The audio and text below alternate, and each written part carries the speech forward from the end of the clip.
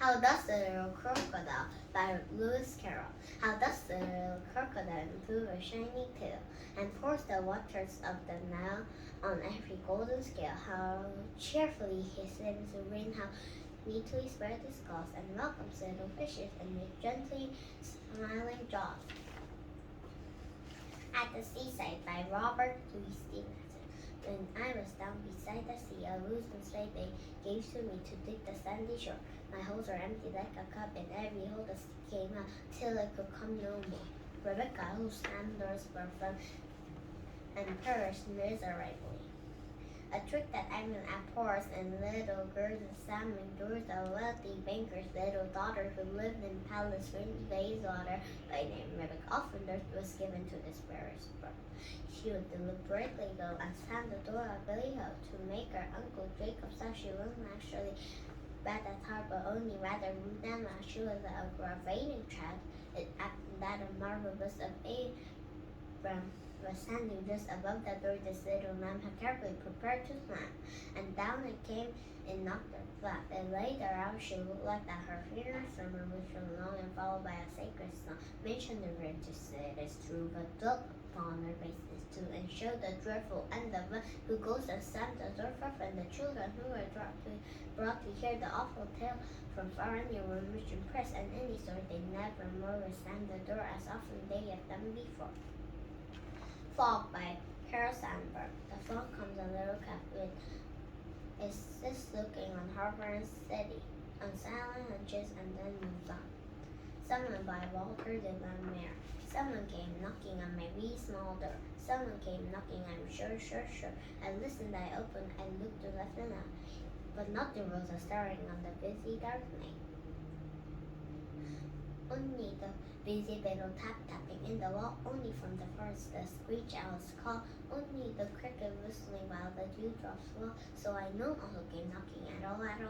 The Duke of Plaza-Toro by W.S. Gilbert. In enterprise of martial kind, when there was any fighting, he led his regiment from behind. He found it less exciting, but when away his regiment ran, his faces at the far out, that celebrated, cultivated, underrated nobleman, the Duke of Plaza-Toro. In the first and foremost fight, you always found the knight, that celebrated, cultivated, underrated nobleman, the Duke of Plaza-Toro. When to evade the structures and to hide they all proceeded. No soldier and gallop and his efforts were as he did. He like his heels rolled over and so preserved his guard. Oh, that unaffected, undetected, well-connected warrior, the Duke of Plaza-Toro. And every thought he did, he always took the lead, that unaffected, undetected, well-connected warrior, the Duke of Plaza-Toro. What a piece of work is meant by Captain John Picard. Oh, I know how much and what he may see it. With irony, I say with conviction. What a piece of work is meant, how noble in reason, how infinite in faculty, in form and moving, how expressive and admirable, in action, how like an angel, in apprehension, how like an God. A Call to Stand by Cordair. One man at war with man's deprecation calls out to all men to see no salvation, to stand, to pick themselves up from self-immolation, to turn from the gods, from their own creation, to stand up and face the day, to reclaim their birthright, to say, I am that I am. Before nothing I knew, I mastered the fire, invented the wheel, I cast the bells through and set them to peal. I am man, for whom else is clay. I am man. I make my own way. The Height of the Ridiculous by Oliver Wendel Holmes.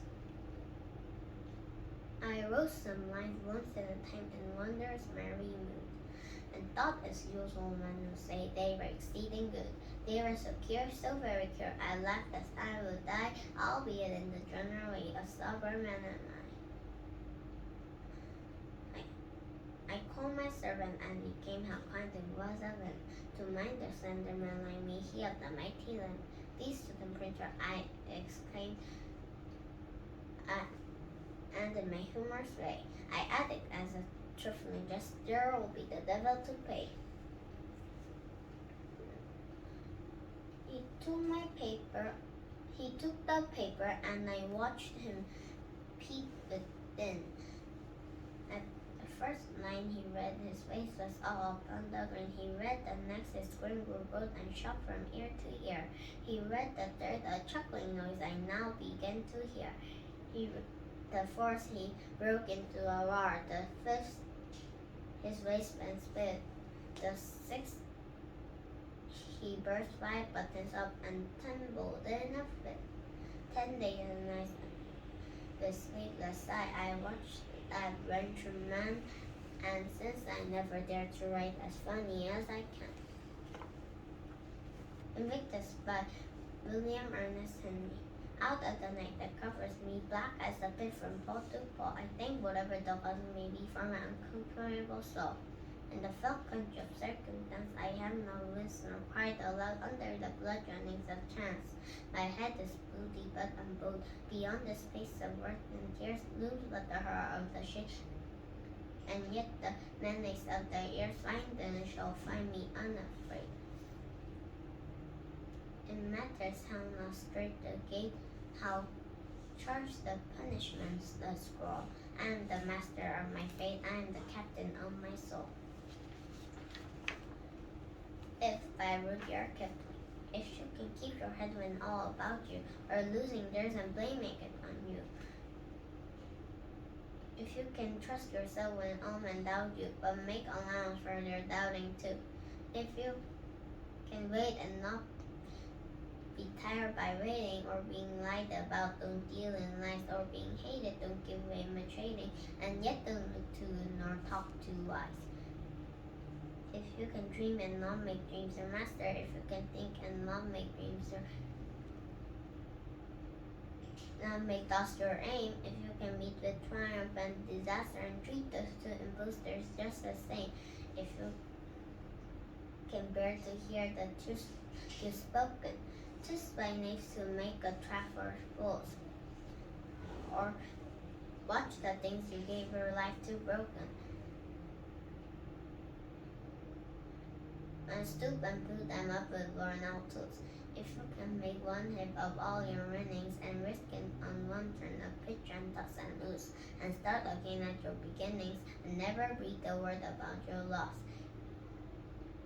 If you can force your heart and nerves in you to serve your turn long after they are gone, and so hold on when there is nothing in you except the will which says to them, hold on. If you can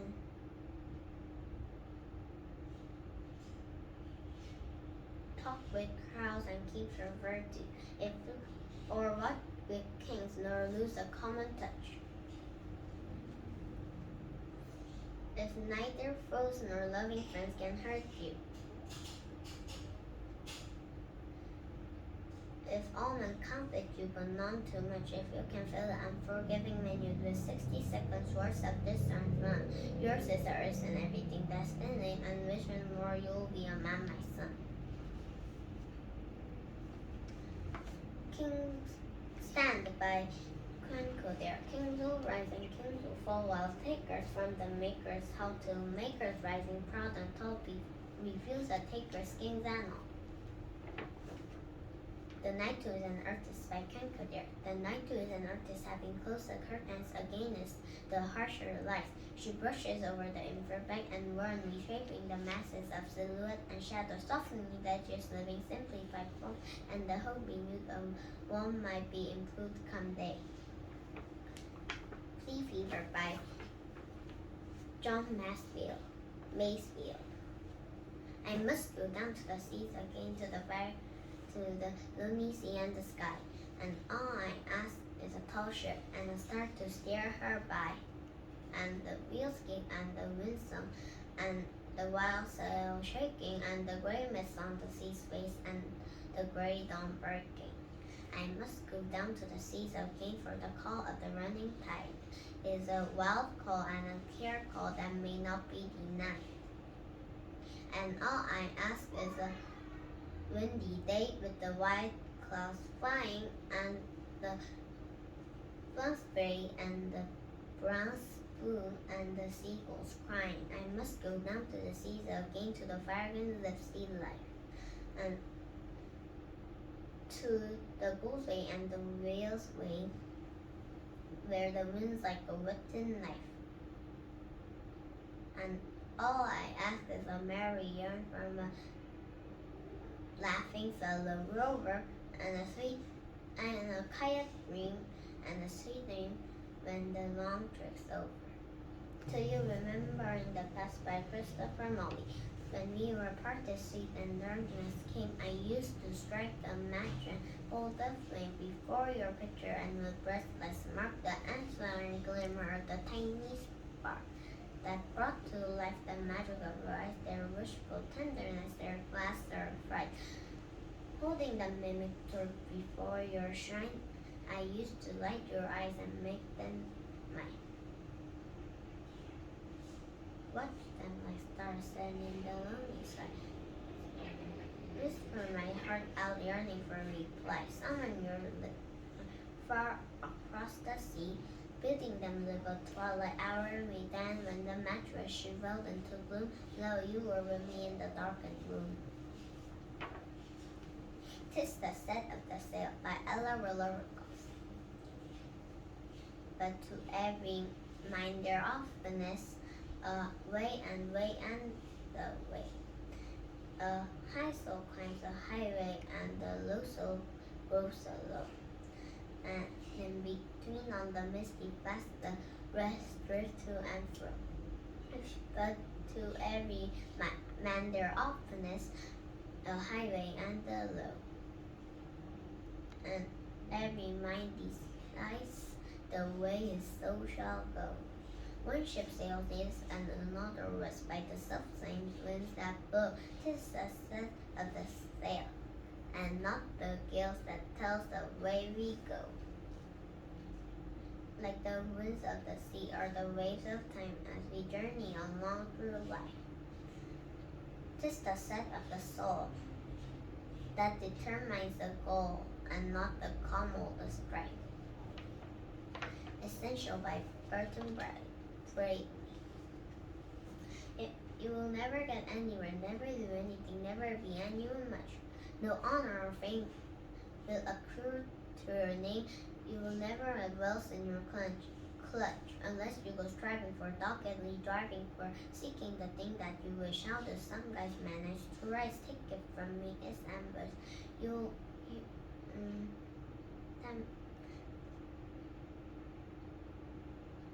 Although you have cleverness, brains, and ability, plenty of deftness and skill, the thing that you need if you hope to succeed is courage and power of will.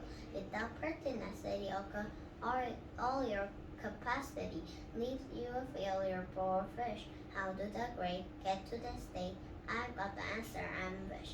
You will hear it called restlessness, wanton irreverence, discontent, lunacy too, but it is the force that alters life's course and makes the world over anew. The one irrepressible, strange and unguessable, cosmic, unwavering wish.